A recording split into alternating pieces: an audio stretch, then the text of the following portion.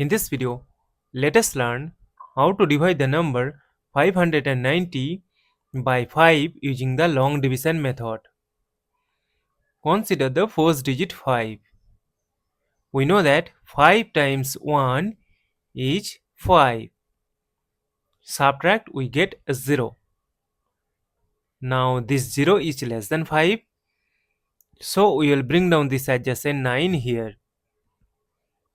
And we know that there is no meaning of zeros on the left.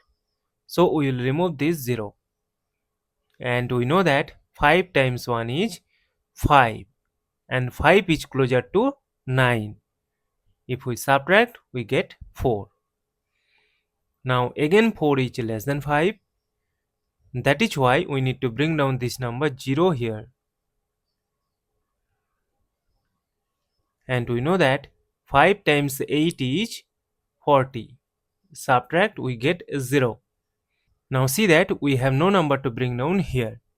And we have got the number 0. So we will stop.